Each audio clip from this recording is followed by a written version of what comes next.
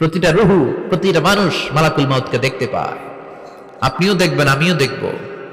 মুমিনদের কাছে এসে মালাকুল মাউত একজন যুবকের বেশে সাদা ধবধবে জুব্বা পরে সুগন্ধি মেখে মুমূর্ষু ব্যক্তির শিয়রে বসে বলে, ইয়া আইয়াতুহান নাফসুল মুতমাইন্নাহ, হে প্রশান্ত আত্মা, উখরুজি ইলা মাগফিরাতুল্লাহি ওয়া রিদওয়ানি, আল্লাহর ক্ষমা আর দয়ার দিকে বের হয়ে আসো। বলা মাত্রই মুমিনের আত্মাটা স্মুথলি বের হয়ে আসে। কাফান মিন আকফানিল জান্নাহ, হানুত মিন হানুতিল জান্নাহ, জান্নাত থেকে আনা সুগন্ধি কাফনের মধ্যে পেঁচিয়ে তিনি রূহটাকে নিয়ে ইল্লিনে চলে যায়। সরাসরি দেখে মালাকুল মাউতকে। আর যারা ইসলাম বিরোধী, কোরআন বিরোধী, তাদের সামনে এসে মালাকুল মাউত ত্রাস সৃষ্টি করে। আগে ধমক। হাইওয়েতে মাঝে মাঝে ডাকাতি হয় না? বাসগুলোর মধ্যে যখন ডাকাতি হয়, বাসে থাকে 50 জন, ডাকাত ঢুকে 5 জন। এই 5 জনের ভয়ে সবগুলো পেশাব করে দেয়, কারণ ত্রাস সৃষ্টি করে। এসেই চাইনিজ কুড়াল দিয়ে আগে কুবায় দেয় 4-5 জনের। রক্ত দেখে কি দেওয়ার সব আগে রেডি করে রাখে। মালাকুল মাউত এসে কাফের, নাস্তিক, মুশরিকদের সামনে সেরকম একটা ত্রাস সৃষ্টি করে। ভয়ে লোকটা কাঁপতে থাকে। ওর কাছে ভদ্র ভাষায় কথা বলে না, সুন্দর জামা পরে আসে না, কালো কুচকুচে চেহারা, ভয়ঙ্কর একটা রূপ নিয়ে, আকৃতি নিয়ে ইসলাম বিরোধীদের মাথার সামনে আসে। দুর্গন্ধযুক্ত চেহারার দেহ নিয়ে ধমক দিয়ে বলে, ও পাপাত্তা, ইয়া আইয়াতুহান নাফসুল খাবিসা উখরুজি ইলা গাদাবিল্লাহ, হে পাপাত্তা, আল্লাহর রাগ, ক্রোধ আর গজবের দিকে বের হয়ে আয়। মুমিনের আত্মা বলার সাথে সাথে যেমনি মুমিনের দেহ থেকে বের হয়ে জান্নাতি কাফনের ভেতরে ঢুকে, কাফেরদের আত্মাও কি এরকম তাড়াতাড়ি বেরোতে চায় নাকি? কাফেরদের আত্মা বেরোতে চায় না। ডানে দৌড়, বায়ে দৌড়, সামনে দৌড়, পেছনে দৌড়, আহা, দৌড়াদৌড়ি করে। মালাকুল মাউত এটাকে টেনে হিচড়ে, একটা জীবিত ছাগলকে জবাই না করে তার চামড়া উল্টার দিকে টেনে হিচড়ে বের করলে ছাগলটা যত কষ্ট পায়, এর চেয়ে কমসে কম 70 গুণ বেশি কষ্ট দিয়ে কাফের, মুশরিক আর গাদ্দারদের রূহ কবজ করা হয়। আল্লাহ, এই পরিস্থিতি থেকে তুমি আমাদের বাঁচাও। মুমিনদের রূহ যেমনি কবজ হয়, ওইভাবে রূহ কবজের ব্যবস্থা করে দিও। ঈমানের মৃত্যু নসিব করে দিও, শাহিদি মৃত্যু নসিব করে দিও।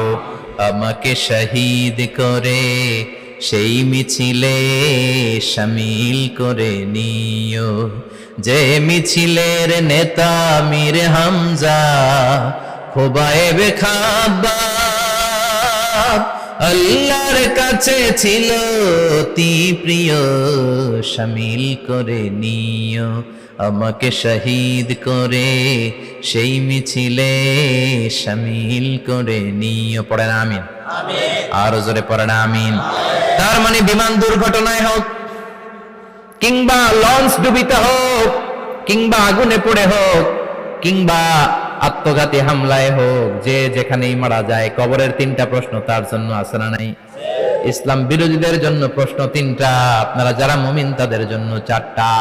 আপনাদের জন্য একটা বেশি, আলহামদুলিল্লাহ। কোন কবরে এসে প্রথম প্রশ্ন করবে, মুনকার নাকির যখন চলে আসবে, 40 কদম যখন আত্মীয় স্বজনরা লাশটাকে কবরের মধ্যে দিয়ে 40 কদম চলে যায়, তখনই ফেরেশতা চলে আসে। আহা, শেষ, সব শেষ।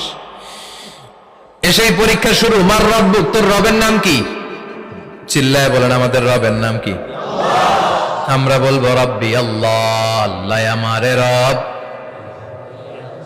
দমে দমে তনু মনে তারি অনুভব। পড়েন, আল্লাহ আমারে রব।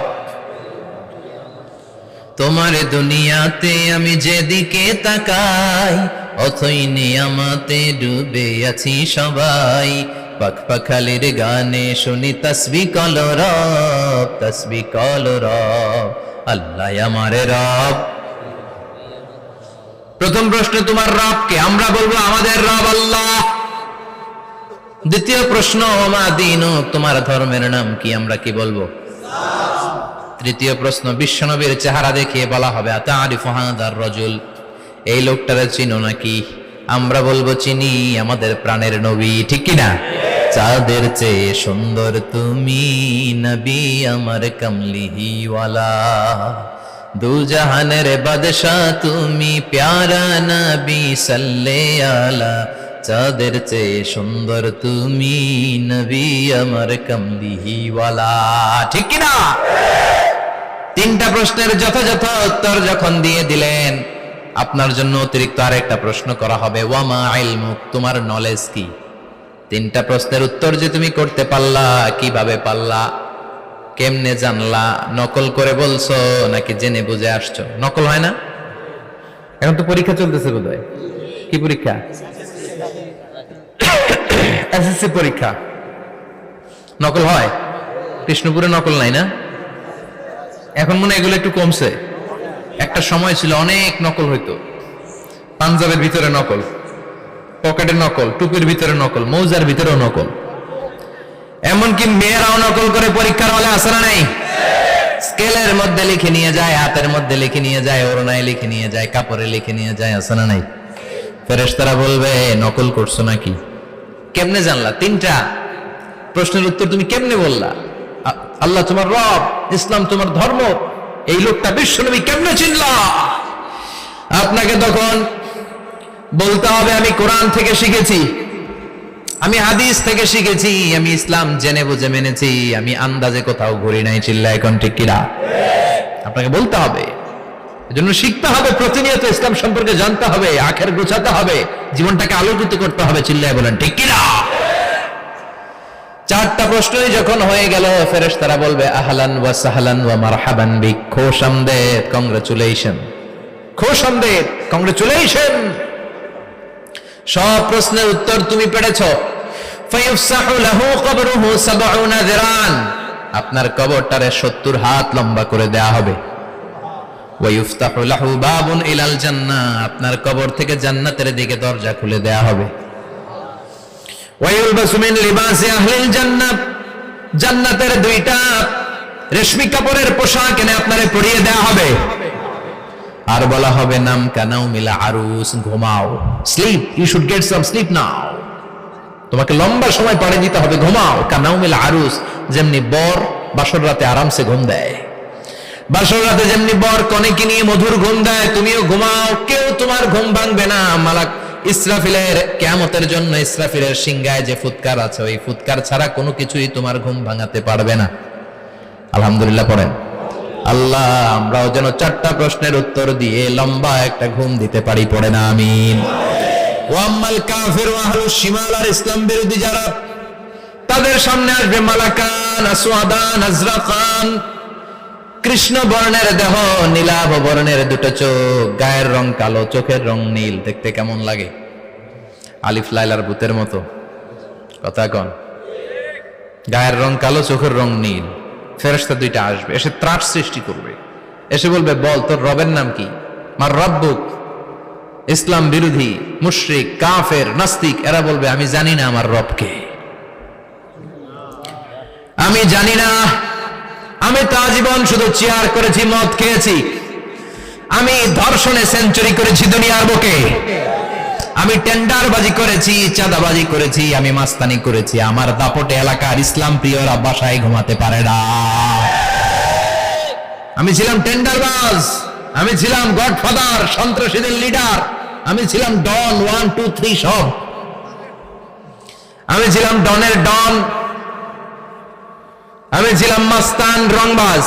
রব টব কি আমি তো জানি না। লাদ্রি লাদ্রি, আমার জিজ্ঞেস করো না।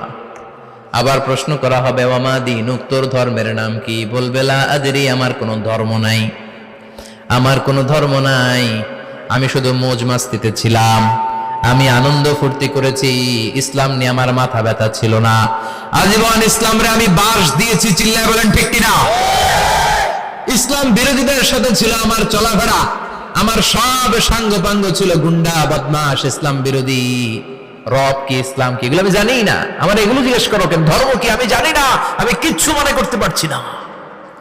3 নাম্বার প্রশ্ন করা হবে আতারিফু হাযার রাজুল, দেখো তো এই লোকটারে চিনো কিনা? কয় না, চিনি না, তবে মনে হয় এই লোকটারে দুনিয়ার বুকে আমি গালি দিতাম, এই লোকটার বিরোধিতা করতাম, ব্লগের মধ্যে এই লোকটার ব্যাপারে কুৎসা রটনা করতাম, এই লোকটার কার্টুন বানিয়ে আমি হিংসা ছড়িয়ে দিতাম, এই লোকটার ব্যাপারে আমি এলাকার মধ্যে অপপ্রচার চালাতাম। ফেরেশতারা বলবে তাই, এই ছিল তোর ডিউটি, দাঁড়া এখনই আমাদের খেলা শুরু, এখনই শুরু। ফায়ুতরাকু বিমাতারিক মিন হাদিদ, লোহার একটা হাতুড়ি দিয়ে মাথা থেকে পা পর্যন্ত পিটানো হবে, পিটিয়ে ওর গোশতের হাড্ডিগুলোকে থেতলে ফেলা হবে। ওয়ায়ুকালু লিল আরদি ইলতাইমি, কবরের দুই পাশের মাটিরে বলা হবে এবার দুই দিক থেকে তোরা চাপ দে। চাপ দেয়া হবে, ধাক্কা ধাক্কি করেও সে সুবিধা করতে পারবে না। মাটি আস্তে আস্তে আস্তে আস্তে দেহের দুই দিকে লেগে এমন জোরে দুইটা চাপ দিবে, ফাতাখতালিফা আদলাউহু, তার ডান পাশের পাজরের হাড্ডি বাম দিকে ঢুকে যাবে, বাম দিকের হাড্ডি ডানে চলে যাবে। বিশ্বনবী বললেন এই হাতুড়ি দিয়ে পিটানোর শাস্তি, কবরের চাপ দেওয়ার শাস্তি চলতেই থাকবে হাত্তাল কিয়ামা, কিয়ামত পর্যন্ত। আল্লাহ এই কবরের শাস্তি থেকে আমাদের বাঁচাও। আমরা এই আযাব পেতে চাই না, আমরা যেন ঠিকভাবে কবরের 4টা প্রশ্নের উত্তর করে দিয়ে লম্বা ঘুম দিতে পারি। আল্লাহ তুমি তৌফিক দাও। এজন্য আল্লাহ বললেন গোলাম দুনিয়া নিয়ে পাগল হয়ে থেকো না, এই দুনিয়ার জীবন আসল জীবন নয়, আসল জীবন হলো কবরের জীবন। জোরে বলেন ঠিক কিনা? এই জন্য মাঝে মাঝে কবরে যাবেন, কবরস্থানে দাঁড়িয়ে চিন্তা করবেন এই জায়গায় আমারও আসতে হবে। দিন যাবে, রাত আসবে, বৃষ্টি হবে, শীত আসবে, কেউ আমার দেখতে আসবে না, একা থাকতে হবে। একা, বড় একা, অন্ধকার, বড়ই অন্ধকার। ওই কবরের জীবনের সামান গোছানোর দরকার আছে না নাই? ওই কবরে সুখে শান্তিতে থাকতে চাইলে নামাজ পড়ার দরকার আছে না নাই? কোরআন পড়ার দরকার আছে না নাই? ছেলে মেয়েগুলোরে মানুষের মতো মানুষ করার দরকার আছে না নাই?